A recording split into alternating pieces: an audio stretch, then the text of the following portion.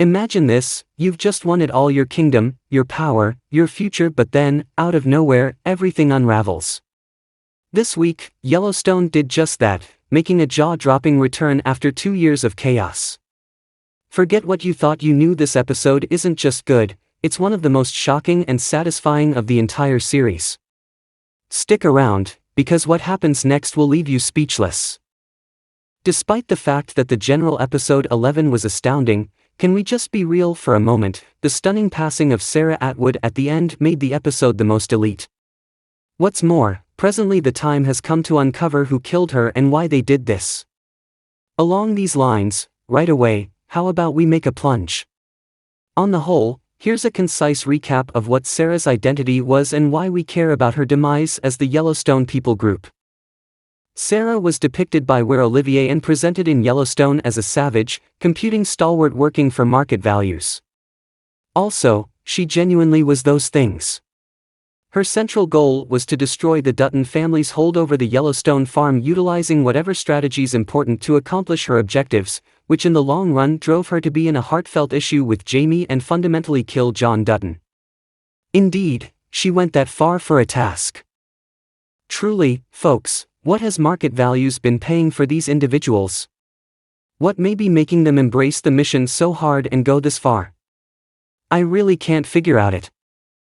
Eventually, however, Sarah was an extraordinary worker for the organization, as from temptation to control, her appeal and sly made her an impressive enemy. But this actually couldn't save her from succumbing to this large number of plans. Toward the finish of episode 11, we saw her riding in her vehicle irately after she had quite recently gotten into a battle with Jaime. Then, at that point, a vehicle with apparently 2 travelers in it halted right close to her, compelling her to open her window so they could ask her for an area. At the point when she opened that window, however, it immediately turned out that they were a long way from sightseers. They were, as a current matter of fact, executioners with large weapons, and they killed Sarah with next to no kindness. Indeed, my jaw was on the floor. Presently, I realize that a ton of you respect Sarah, generally because of her unashamed desire and knowledge.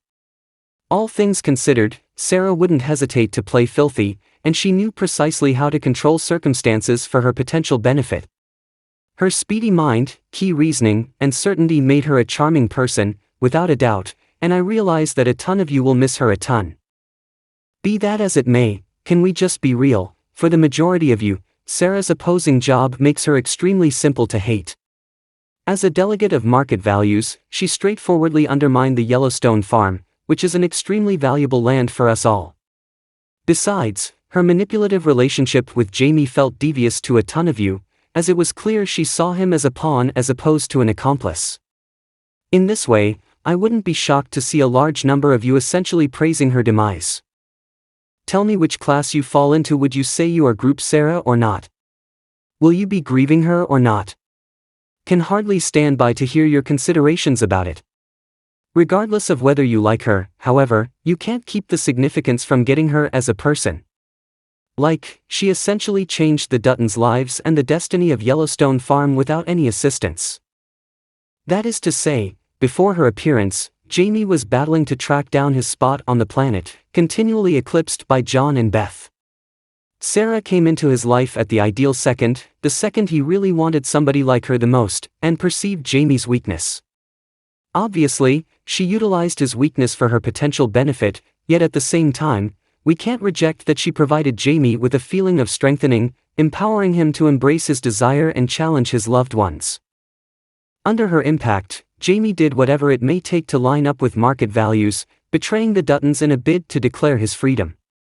Sarah's manipulative help essentially energized Jaime's certainty, persuading him to think he could outsmart his loved ones. What's more, indeed, Jaime was hanging tight for such a pushing factor in his life for a really long time as of now. In this manner, her passing will most certainly enormously affect the show. Obviously, Jaime will be the person who will be impacted by her non-appearance the most. Basically, he will be left abandoned and defenseless without her direction and impact. Jaime lost a critical partner in his battle against the Duttons. She was the main individual who shared his insider facts. Presently, he has nobody on the planet. Nobody. This non-appearance will unavoidably compel Jaime to defy his choices since his insubordination was attached to Sarah's support. He will ultimately wind up addressing whether double-crossing his family was worth the effort since he has nobody backing him.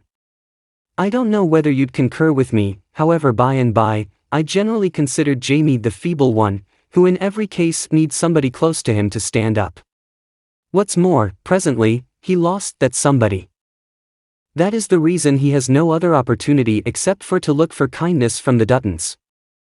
On the other side, however, somehow or another, Sarah's non-attendance could make Jaime more frantic and, surprisingly, more perilous.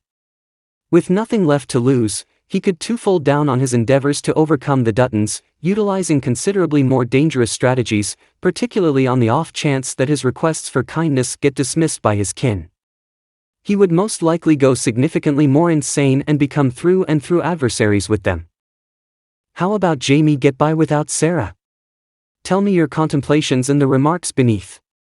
Presently, the time has come to respond to the one-consuming inquiry, who killed Sarah?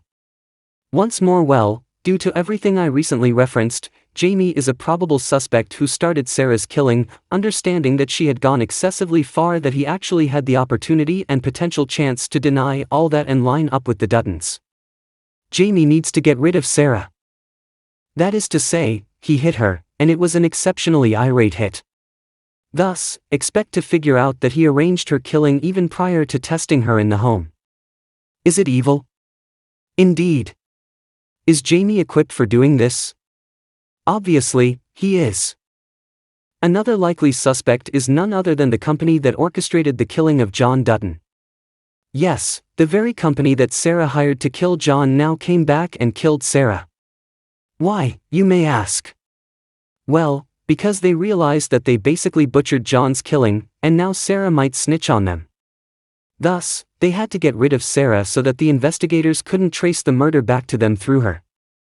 Of course, this means that now Jaime's life is in danger as well, since the company knows she shared the secret with him. Do you think Jaime will be killed by this mysterious company as well? Let me know what you think. Another likely suspect is Casey. I mean, of course, Casey himself did not kill Sarah, we know that, but since Beth is certain that Jaime is involved with their father's death, she pushes Casey to take action against him. And taking action against Jaime essentially means that they get rid of his only ally, aka Sarah. Casey wouldn't feel comfortable killing Jaime as of yet, but he would be okay with killing his brother's lover. And do you remember how Sarah was killed? The killer made a circle of 5 bullets on her, which is a military technique that Casey used once on Monica's brother. We also saw him calling an old military bestie of his a couple of episodes ago.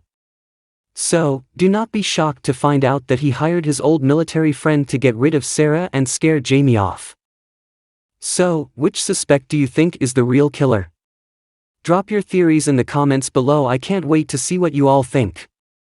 And if you're a fan of Taylor Sheridan's unexpected twists, you know this won't be the last time Don Olivier's character faces a shocking end. From 1883 to Yellowstone, Sheridan has a way of keeping us on the edge of our seats. But what does this mean for the future of the show? Well, you're going to want to stick around for more updates because things are only getting crazier. Make sure to like, follow, and check out the next video on screen to dive deeper into what's coming next.